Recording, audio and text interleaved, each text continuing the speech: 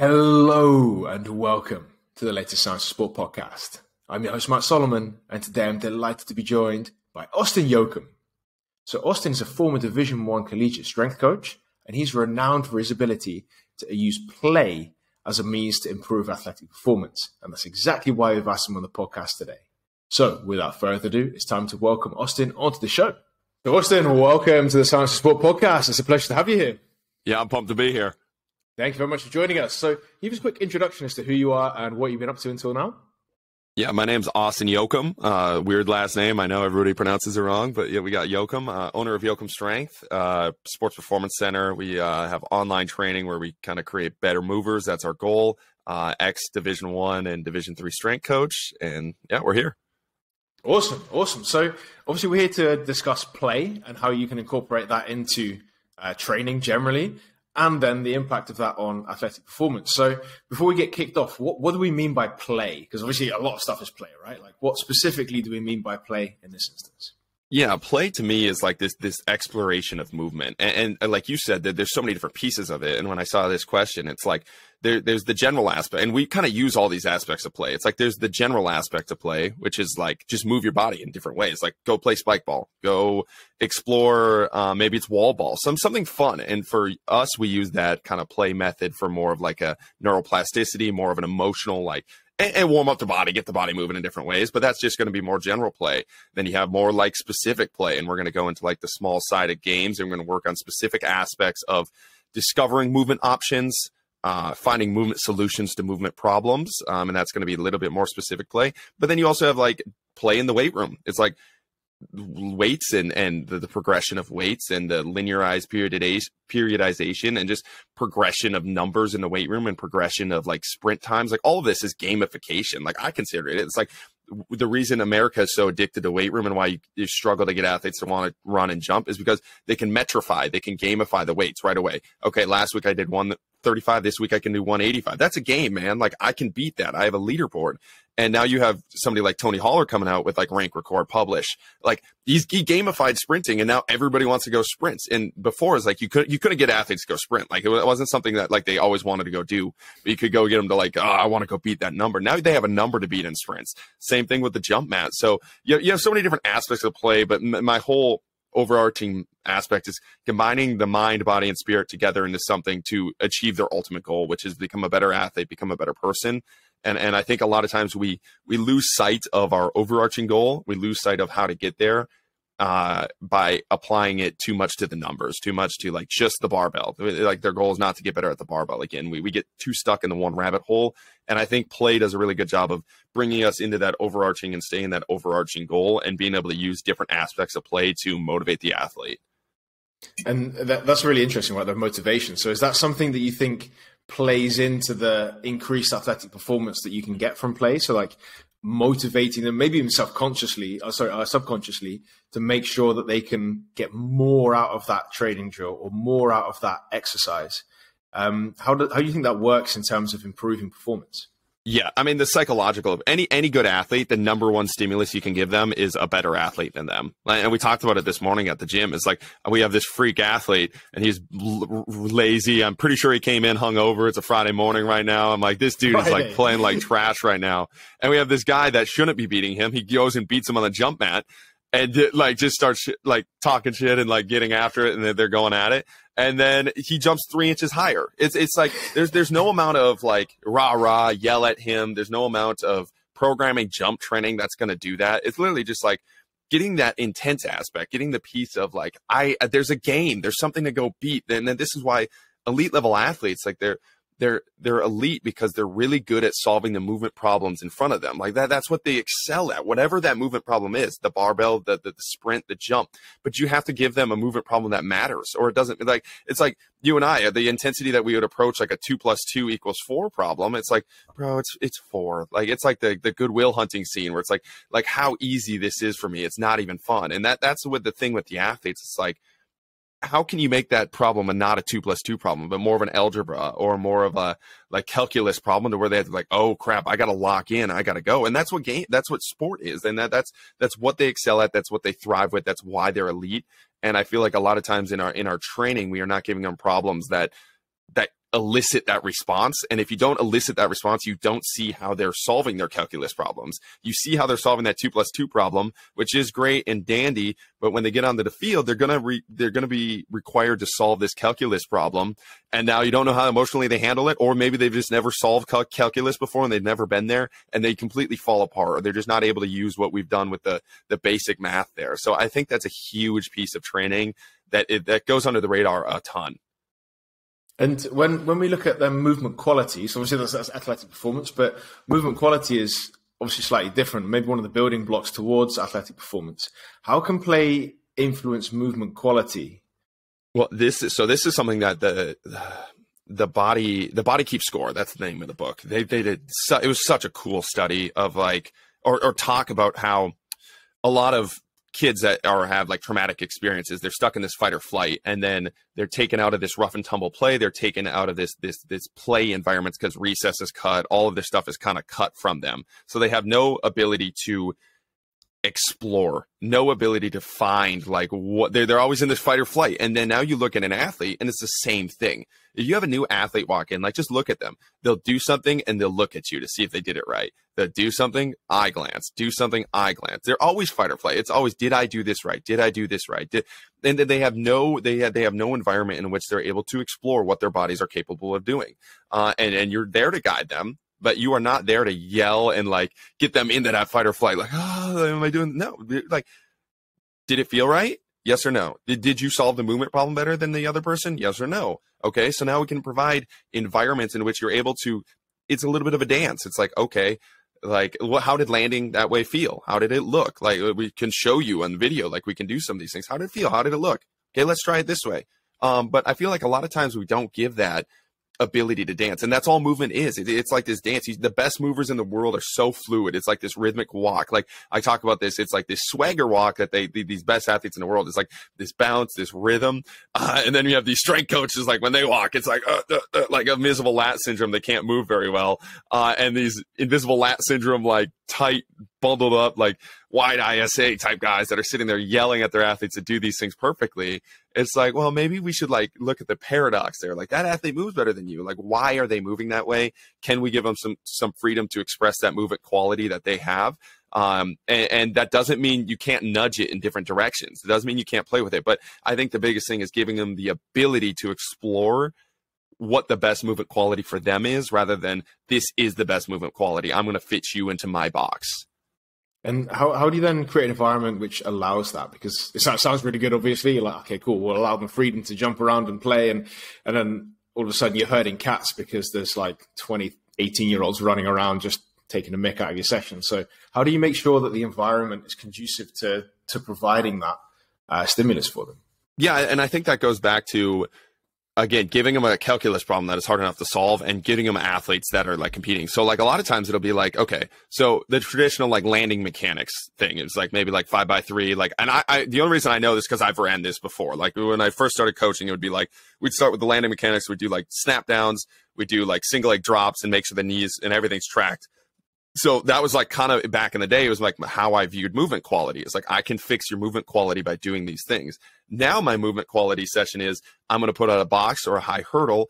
And my goal, I tell them, you have 10 minutes on the clock. You're going to jump over this as many different ways as possible. Or we're going to land, maybe it's jump. If it is more landing mechanic, we're going to land it in as many different ways as possible. We're going to jump off something, land in as many different ways as possible. We're going to pay attention to these things, but giving them that movement problem and the overarching goal of, we're working on landings here, as many different as possible. Let's see what you like. Let's see what you don't like. And then challenging it too. So it's like, if you want to see the best way for an athlete to jump high, rather than telling them this is how you jump high, it's let's increase the height of the hurdle. And can you still do it? And you're going to like this self-regulation, this ability to figure out the problem, like it's going to happen because they don't have any other choice. So I think that's a big thing. Giving them a complex enough movement problem, make sure they understand the movement problem, and then continue to progress the movement problem so the solution that you want comes out, rather than this is the answer. This is what you have to do. Because again, the athlete knows, and then they stop caring. Especially like maybe right away they're like, oh, this is new. This is a new movement problem. You go 2 weeks of landing mechanics. I just think back to the day. It's like they did not care. Like those athletes were not engaged. They did not care. They were just doing it because they had to. Again, I was in a college sector. They had no choice but to come to me because like their coaches sent them to me. And I was just kind of wasting their time, and they knew that I was wasting their time. And they're these beautiful solvers of movement problem that I'm having just land. It's like they know how to do that. Go look at them dunk. They can all dunk in this room. They're all collegiate basketball players, and I'm telling them how to land. So I think that's a big piece.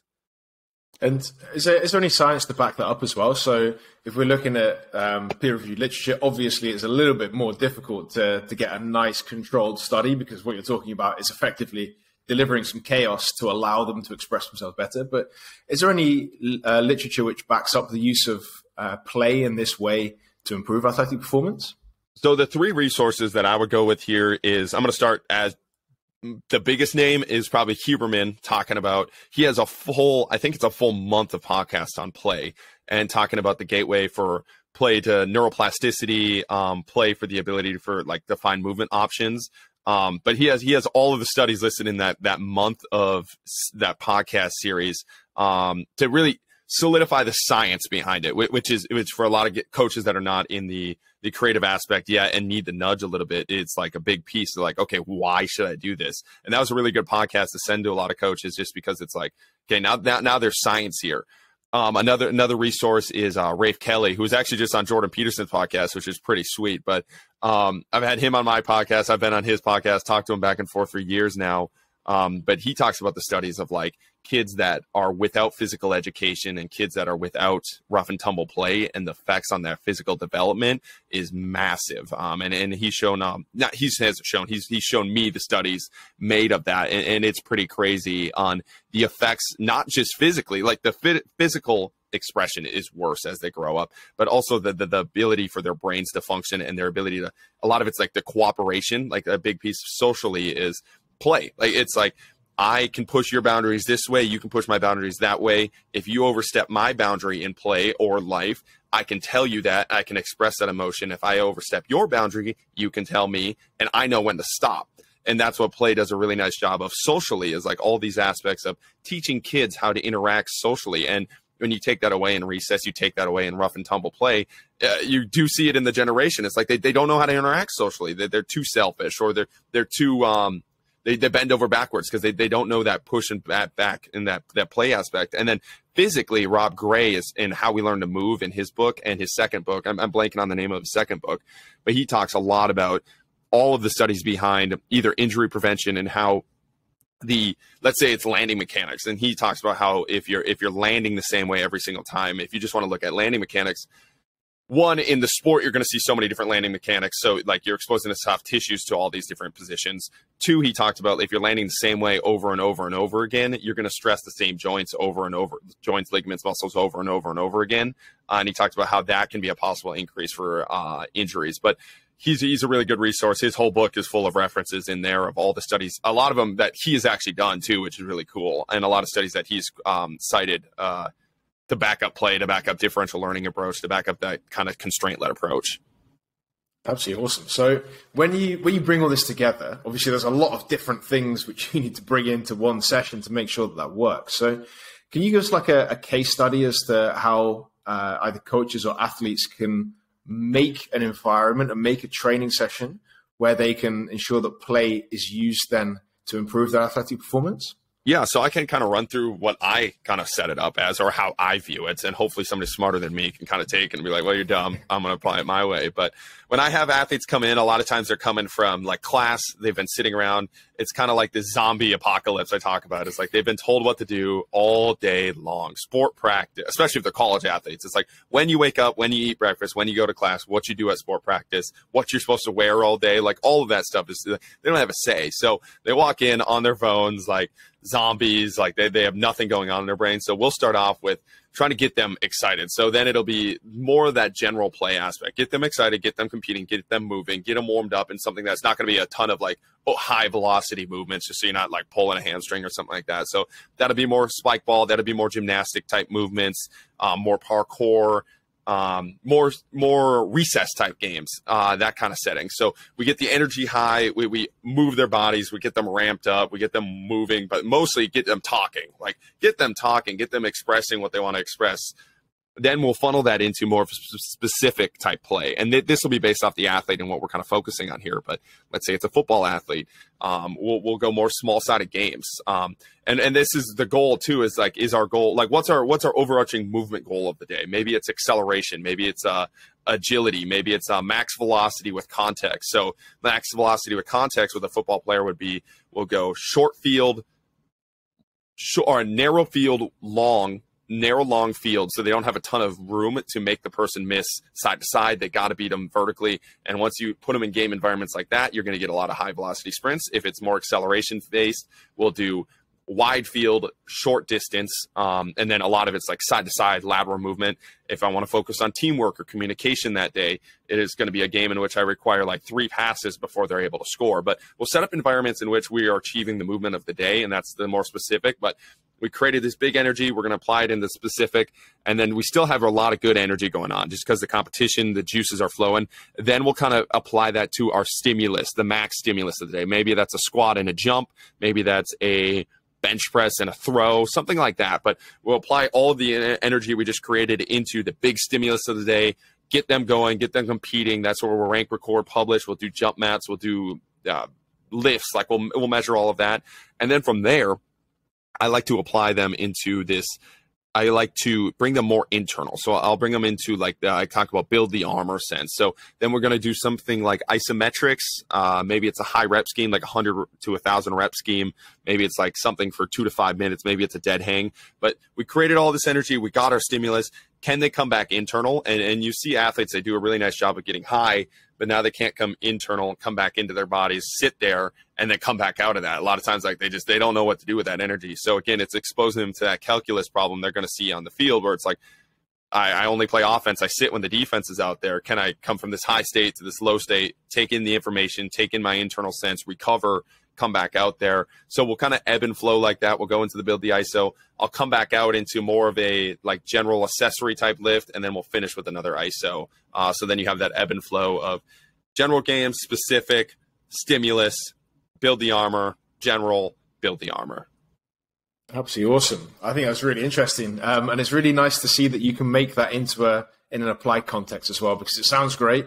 It's we'll just let them jump over boxes all the time. But actually, there's a lot more to it than just, I'll go and jump over a box. It's okay, how do we create that environment, and how does it all link in together as well? So I think that's an absolutely fantastic example. Where can people find more about you and what you've been up to? Yeah, Autin Jochum on Instagram is probably the best spot for that. Absolutely excellent. And website, that kind of stuff? Yeah, jochumstrength.com. And then, but the Instagram will take you everywhere. Autin Jochum on Instagram, jochumstrength@gmail.com. If you want to email me and ask me a question or tell me I'm stupid from this interview, anything. I'm game for anything. I'm game for any discourse. Perfect. Thank you very much, mate. It's been a pleasure talking, and I look forward to speaking again soon. Awesome. Thank you for having me. Cheers, buddy. And that's it. Once again, a massive thanks to Autin for all of his hard work on today's podcast. I really appreciate it, and I'm sure you do at home too. Before you leave, I want to point you in the direction of the Science of Sport Coach Academy. And the Coach Academy is an overflowing library of sports science courses which are broken down into bite-sized chunks. That means you can fit it in and around your busy coaching schedule. In addition, all of these courses are equipped with a certificate, which means that you can prove your ongoing education. And of course, if you enjoyed today's podcast, it'd be fantastic if you could recommend us to a coach, a colleague, an athlete, or a friend. That means that we can keep bringing you the best possible guests and the best possible content. And that's it. Once again, a massive thanks from me. I'm Matt Solomon for Science of Sport, and I'll speak to you next week.